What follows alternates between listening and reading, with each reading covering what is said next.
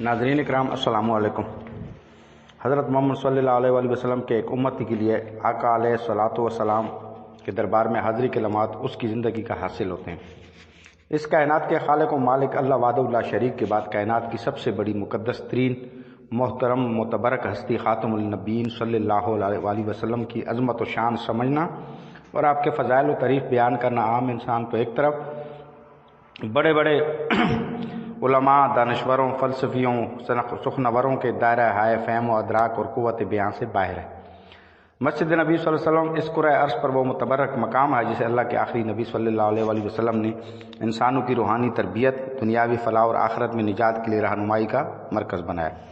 یہاں نوع انسانی کو ایک اللہ کی عبادت کی طرف بلانے کے ساتھ ساتھ انسانوں کے لیے ایک عظیم الشان تمدن و تہذیب کی بنیاد رکھی گئی۔ اسلام، ایمان اور مرتبہ، احسان سے آگہی عطا فرمانے، اللہ کی عبادت کے طریقے سکھانے، تزکیہ نفس کے مختلف مراحل سے واقف کروانے، اعلیٰ اخلاق کی تعلیم و تربیت عطا فرمانے کے ساتھ معلم اعظم ہادی عالم نے انسانوں کو بتایا اور سمجھایا کہ ریاست کیسے چلائی جائے گی، حکمران اور عدلیہ کی ذمہ داریاں کیا ہوگی، حکومت کے نمائندے، گورنر وغیرہ وغیرہ، اور اعمال حکومت، سرکاری ملازمین اللہ کو جوابدہی کے احساس کے ساتھ اپنے فرائض کس طرح ادا کریں گے، معاشرے کے اکائی خاندان کا ادارہ کیسے تشکیل پائے گا، معاشرے میں ہر ایک فرد کا کردار کیا ہوا۔ حضرت محمد صلی اللہ علیہ وآلہ وسلم کی تعلیمات وقت کے ہر دور اور دنیا کے ہر خطے میں بسنے والے انسانوں کے لیے دائمی رہنما ہیں۔ اولاد کو والدین کے ادب اور ان کی خدمت کی بار بار تاکید ہوئی۔ والدین کو یہ ہدایت کی گئی اولاد کی اچھی تربیت کی جائے، ان کے درمیان امتیاز نہ برتا جائے، خاص طور پر بیٹیوں کا بہت زیادہ خیال رکھنے کی تاکید کی گئی۔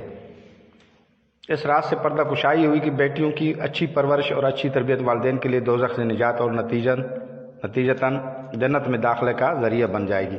ہر مسلمان مرد اور عورت پر حصول علم فرض قرار دیا گیا۔ پڑوسیوں کی مسلسل خبرگیری اور ان کے ساتھ حسن سلوک کی تاکید اور پڑوسیوں کو سالن کی مہک تک سے ایذا نہ پہنچنے دینے کی ہدایت کی گئی۔ مکان بنانے والوں کو تاکید کی گئی تمہارے مکان سے پڑوسی کے مکان میں آنے والی روشنی اور ہوا متاثر نہ ہو۔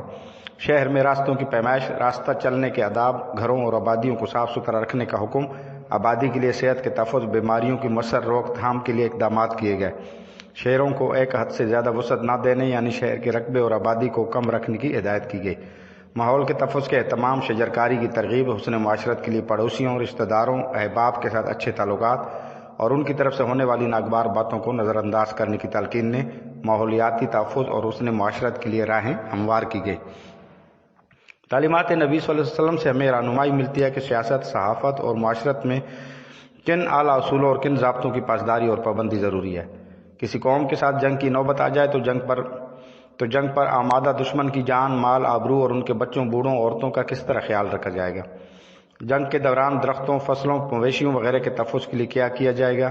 ان سب امور کے ساتھ ساتھ انسان کو روحانی تقاضوں سے آگہی عطا فرمانے اور روحانی ضروریات کی تکمیل کے لیے قابل عمل تعلیمات کا مکمل اور مؤثر نظام، یہ ہے زندگی کے ہر شعبے کا احاطہ کرتی ہوئی تعلیمات نبی صلی اللہ علیہ وسلم کی ایک ہلکی سی جھلک۔ صوفی ہمیشہ محبت کرتا ہے۔ محبت خدمت خلق کی طرف لے جاتی ہے۔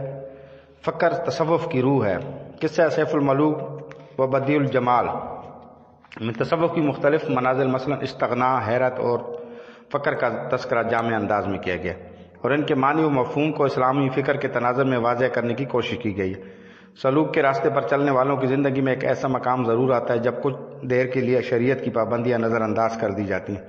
شریعت تن ہے اور طریقت من، شریعت ظاہر اور طریقت باطن۔ تن، من اور ظاہر باطن ایک دوسرے کے لیے لازم و ملزوم ہوتے ہیں۔ اس طرح کسی بھی شے کا ظاہر و باطن یکساں اہمیت کا حامل ہوتا ہے اور کسی ایک کو نظر انداز کرنے سے توازن بگڑ جاتا ہے۔ طریقت کی راہ بھی اسی شریعت سے نکلی ہے۔ شریعت و طریقت میں جو فرق ہے اس کو ہم بیان کرتے ہیں، تم اسی سے سمجھتے جاؤ۔ شریعت میں توحید، طہارت، نماز، روزہ، حج، جہاد، زکوٰۃ اور دوسرے احکام و شرائع اور معاملات ضروری کا بیان ہے۔ طریقت کہتی ہے کہ ان معاملات کی حقیقت دریافت کرو، ان شروعات کی تہہ تک پہنچو، اعمال کو قلبی صفائی سے آراستہ کرو، اخلاق کو نفسانی کدورتوں سے پاک کرو، جیسے ریاکاری ہے، ہوائے نفسانی ہے، ظلم و جفا ہے، کفر و شرک ہے۔ ظاہری طہارت اور ظاہری تہذیب سے جس امر کو تعلق ہے وہ شریعت ہے۔ تزکیہ باطن اور تصفیہ قلب سے جس کو لگاؤ ہو وہ طریقت ہے۔ نماز میں قبلہ رو کھڑے ہونا شریعت ہے اور دل سے اللہ کی طرف متوجہ ہونا طریقت ہے۔